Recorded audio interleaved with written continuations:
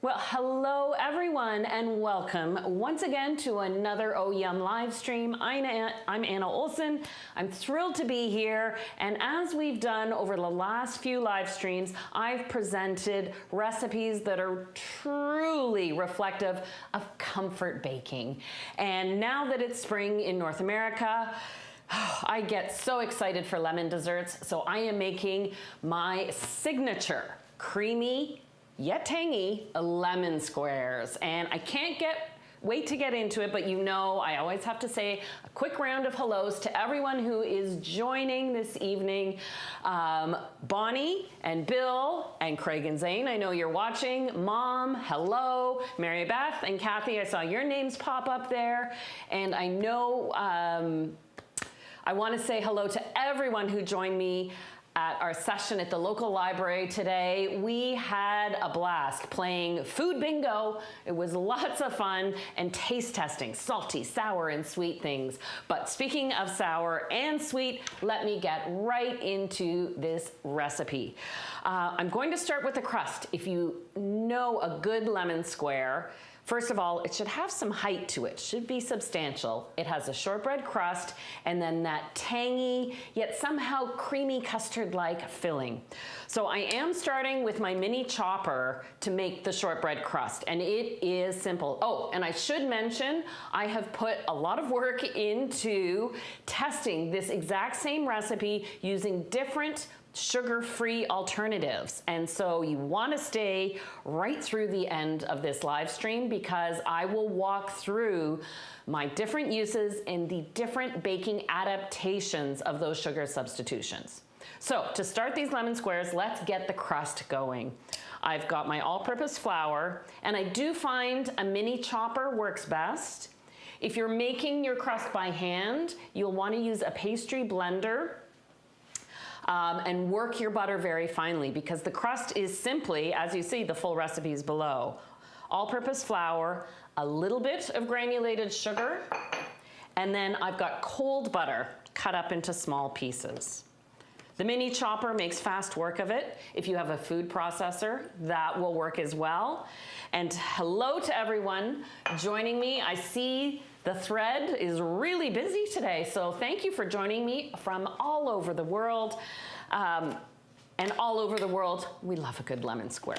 So now I'm just going to pulse this. If a food processor or a chopper, you tend to see baking instructions when it comes to making anything pastry related, you pulse the pastry, and that's to bounce the ingredients, so that way it's not blending just at the bottom and then you have flour at the top, so you can really see it bounce. And it doesn't take long at all.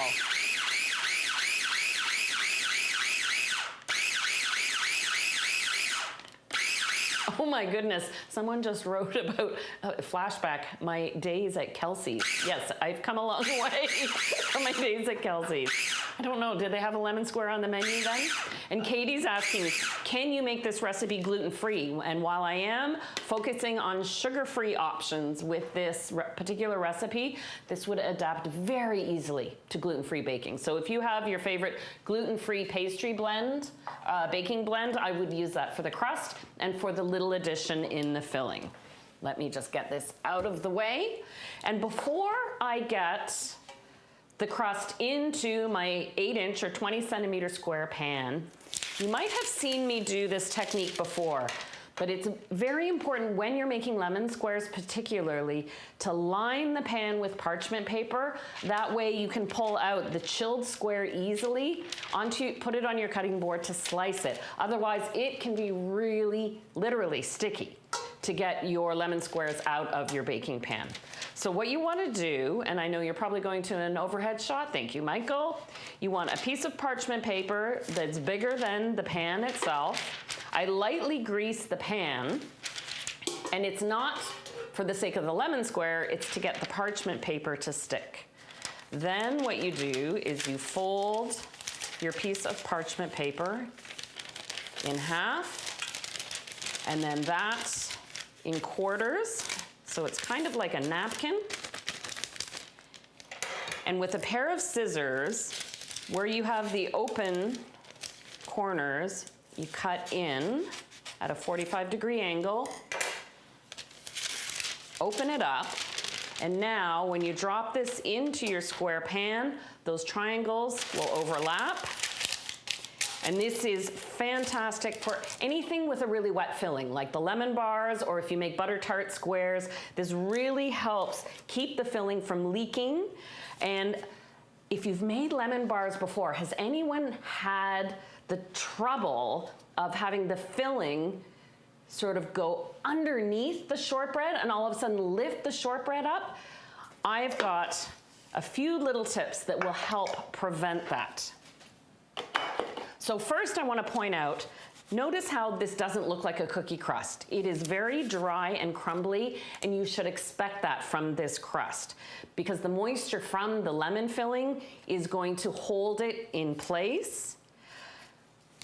And I also don't want to exercise the glutens or make it too wet and then have that crust shrink a little bit, because if you have that shortbread crust pull away from the outside edge of the pan, that will allow the filling to seep in and underneath the crust. And the other technique, as you press it in, gently. You don't really have to firmly press it down. If you want, you can use the back of a measuring cup. I am really glad you can't zoom in and see a close-up shot of that drawer. It needs a little tidying. Spring cleaning, right?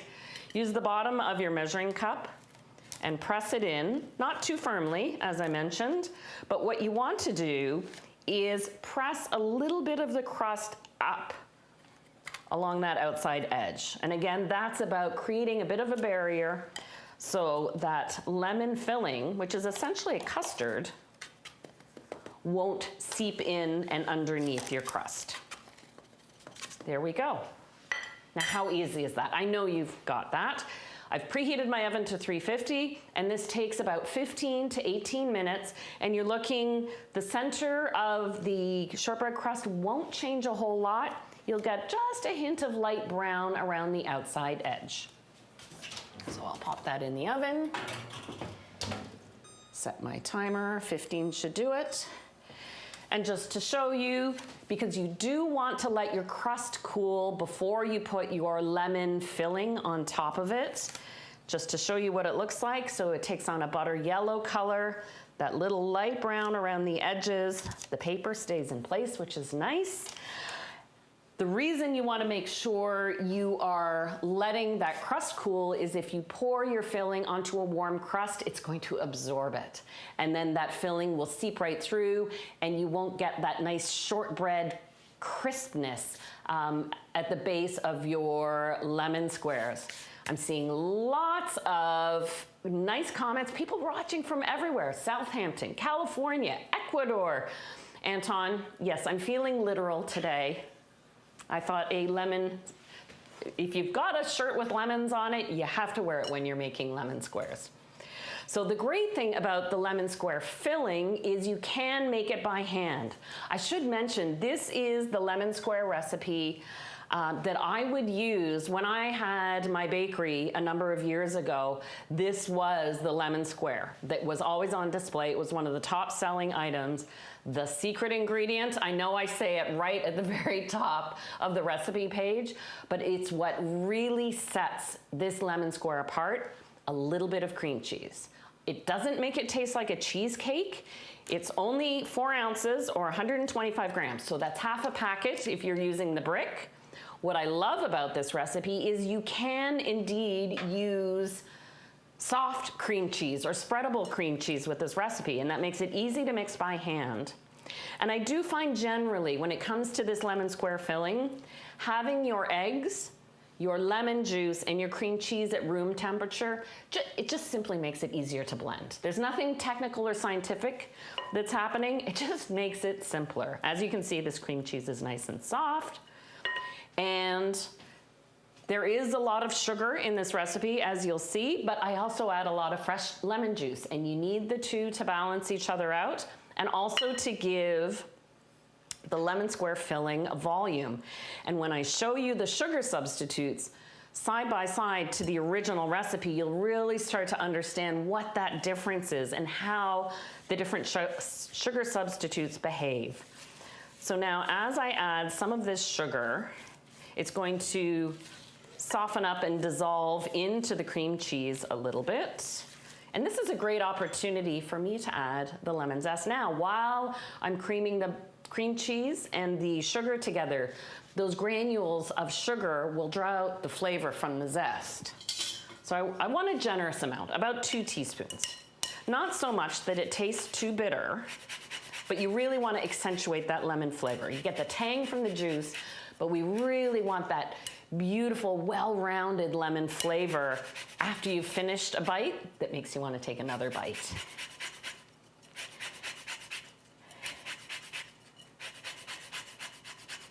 I see people are having baking conversations on their own, talking about food release spray. Oh, and someone watching from Kuala Lumpur, Malaysia, Vancouver. Lots of people watching today. Oh, this is great. I see, I'm watching the count go up. We've got 255 people watching. That's impressive, just right this minute. Okay, I've got a nice fine grating of lemon zest there. Just set the lemon aside, work that in, sprinkle in a little more sugar. And now you'll see some lemon square recipes call for cornstarch. Others call for flour. And I find because the lemon square filling only bakes in the oven for about 30-35 minutes, that you don't lose that chalky taste of cornstarch. So I prefer using flour. And for those of you who ask about the gluten-free options, you again could use a gluten-free baking blend here. Actually, almond flour would be great in the base, but I wouldn't use it in the filling because you wouldn't lose that texture. Because almond flour, while fine, is not as fine as all-purpose flour. And now this is a curious ingredient, maybe unexpected in a filling. It's half a teaspoon of baking powder. And I know you bakers, you know all my recipes and all the cakes and cookies and baking powders and lots of things, but you wouldn't think it would be in a lemon square. And the reason I put it there is I find it's not about the lift of the filling itself, but what you get when you add the baking powder that you don't get if you leave it out is just the thinnest little crust on the top of the lemon square, so that once it's chilled and you want to dust it with icing sugar, the icing sugar doesn't dissolve and disappear. And I think that's very, very important in an attractive looking lemon square. You can leave it out if you want. It won't have any technical consequence, but you'll find you have a softer, almost cheesecake or custard-like top to your lemon square. So let me finish adding the rest of my sugar. Move those out of the way. And how is, I've got a comment from Bada Bing from Staten Island is letting us know they're there. Now this is interesting, someone brought up vegan cooking. There are vegan options for this recipe, but it's not as simple as a one-to-one substitution. So that's something I'd want to come back to you. If you're interested in some vegan baking recipes, please let me know in the comment thread. Once this video gets posted, I keep an eye on the chat thread for a while. You'll see from last week's caramelized apple cake and the blueberry muffins, and I made those oatmeal chocolate chip cookies, that I'm answering your baking questions. So if there are specific recipes or interests, I'm keeping an eye out and watching. So now the last addition, now let's take a look at, actually not the last addition, I do this all the time. It's a lemon square. Let's not forget the lemon juice. I am going to want to switch to a whisk here. And I am a great believer that if you're making a lemon dessert and lemon is the star, well, you should use fresh lemon juice. So because of all the lemon square options I've been making, playing with the sugar-free option, I had lots of lemons that were zested, so I could juice them. But you'll notice, even though lemon juice has a light pale color, it does not change the color of this lemon filling. The lemon color actually just comes from the eggs. And that's what sets up this lemon square. So now the lemon juice is liquefying that sugar, and I'm just making sure it's nice and smooth. But it doesn't have, even with that amount of cream cheese, it's so small, it doesn't seem to create any lumps or issues at all. All right, and it seems like we do have a few people interested in vegan recipes. So now it's nice and liquefied. We can add our eggs one at a time, and you want to mix them well, and all of a sudden this will start to look more lemony, even though we know it's nice and tangy.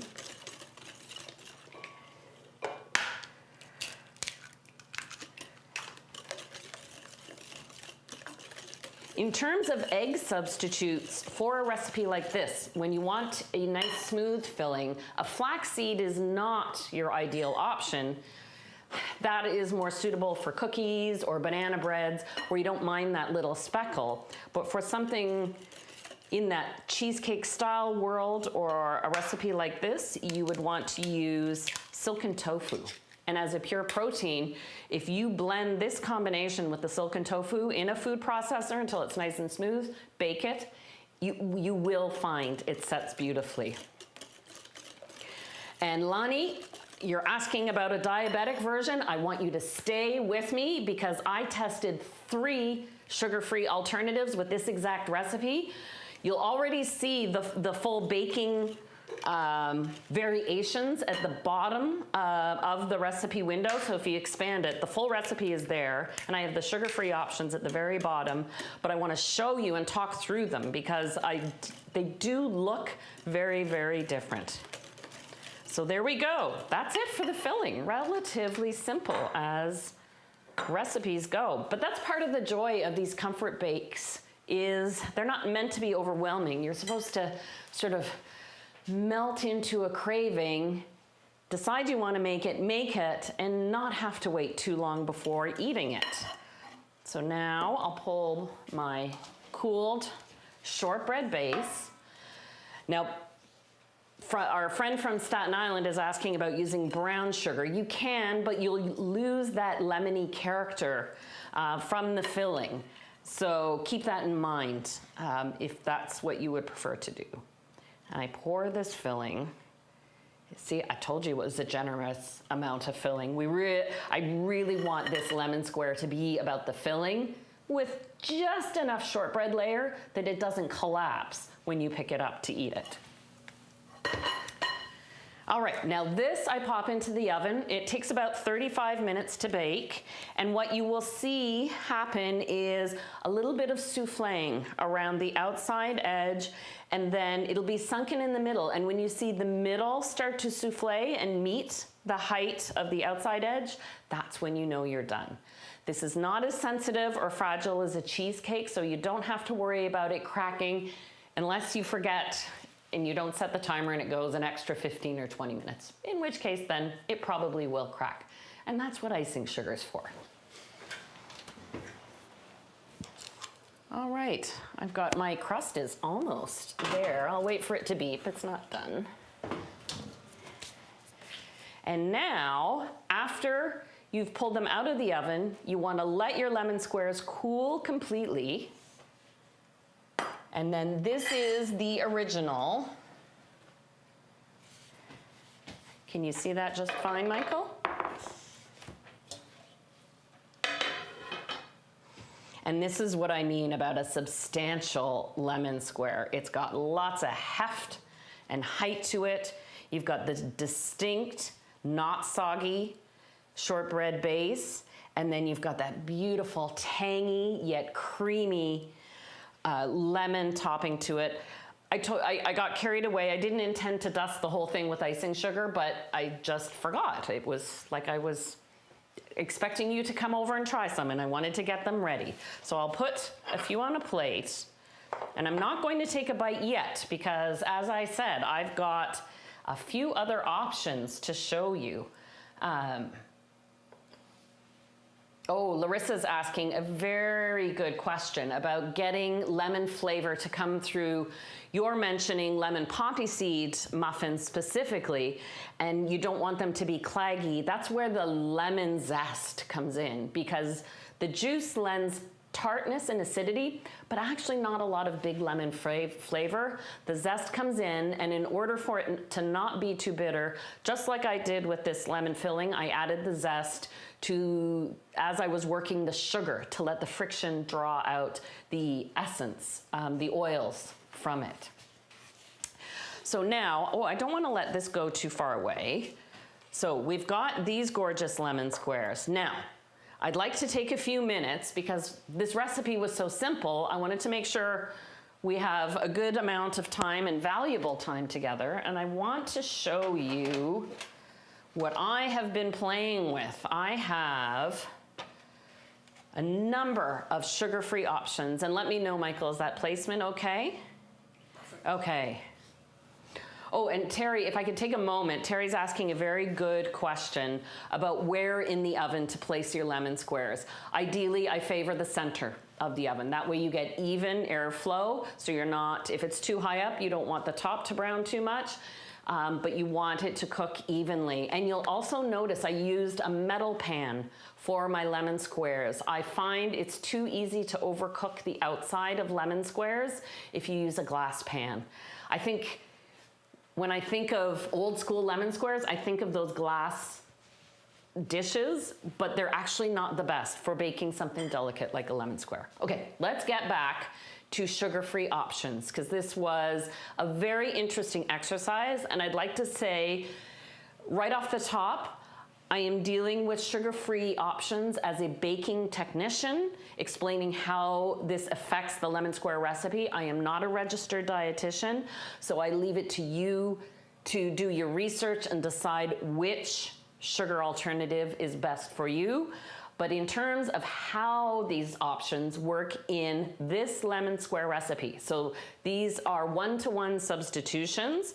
First, I'll talk about monk fruit sugar, which most monk fruit sugar baking blends are a combination of monk fruit sugar and erythritol, which are both, actually every sugar alternative I worked with is plant-based. This is what monk fruit sugar looks like. It looks exactly like granulated, oh, there's my crust. What a time to take a break, suspense. I want to hear about the monk fruit sugar.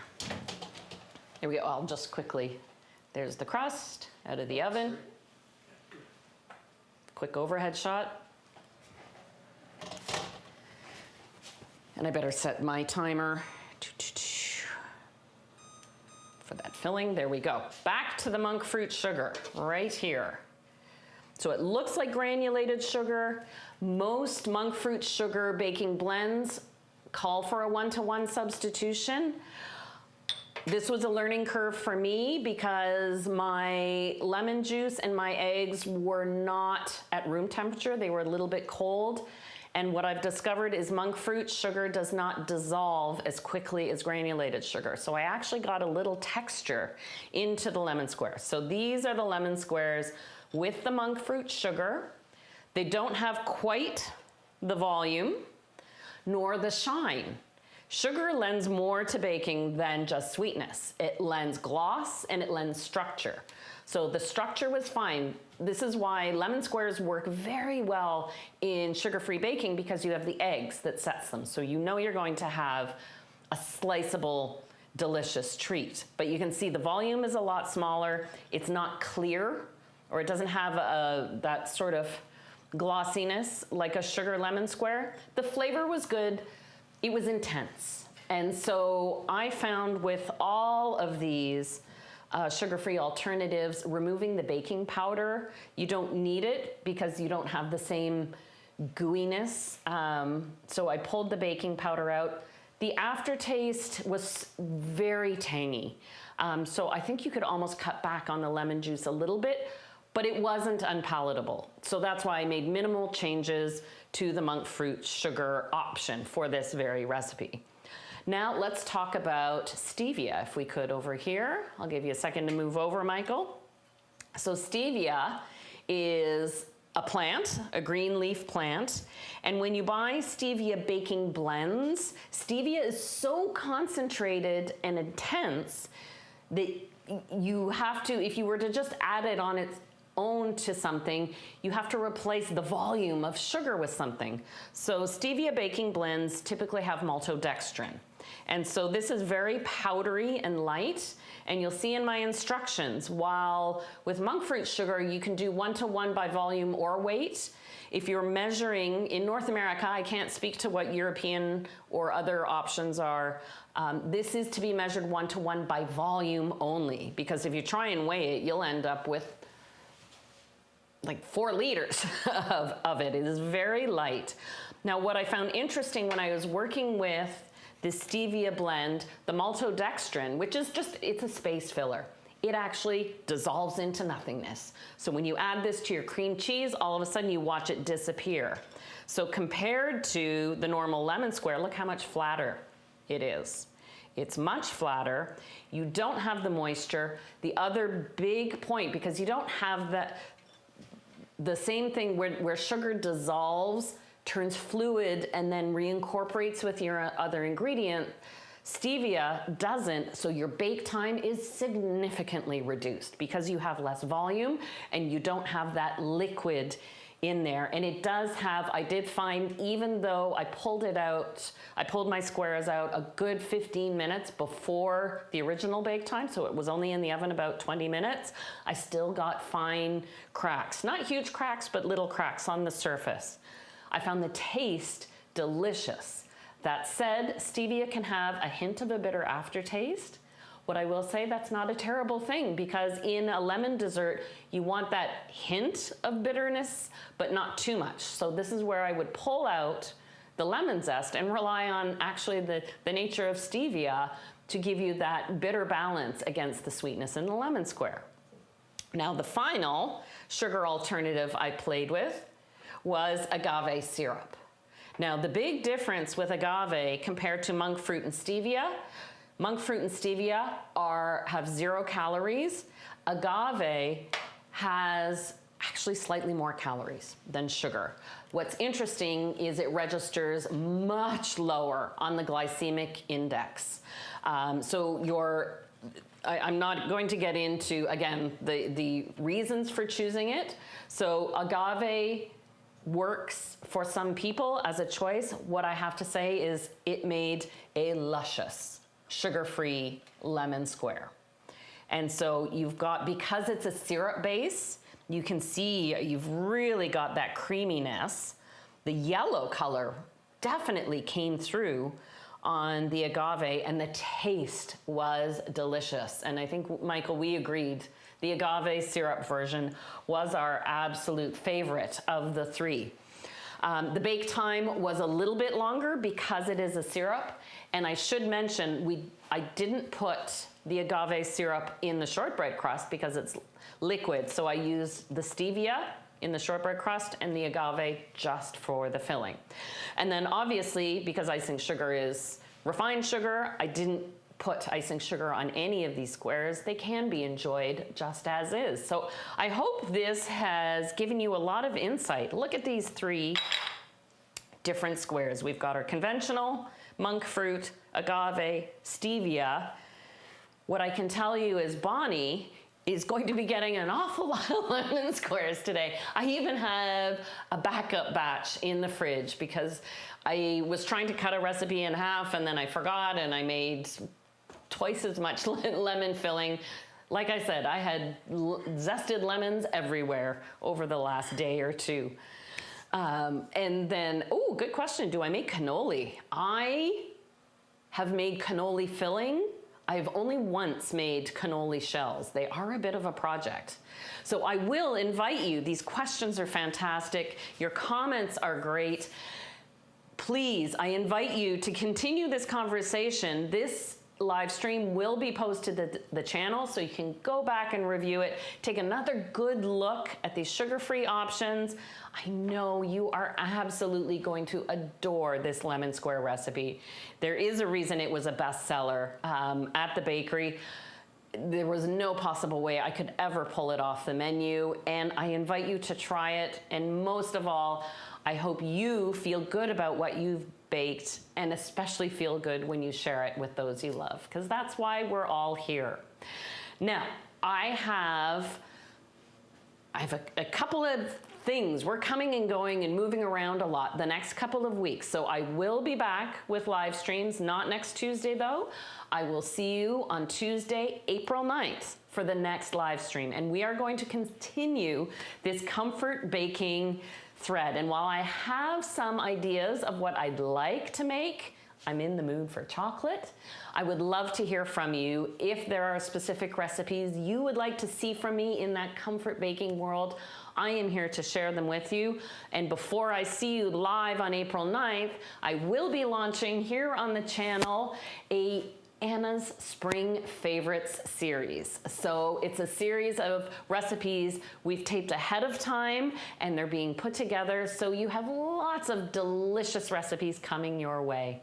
It's a pleasure as always. You bakers are the best. Your comments, I'm seeing the emojis flying everywhere, especially lots of lemon ones. I hope everyone gives this recipe a try and I wish you a delicious week ahead. Cheers everyone, you're the best. Wow.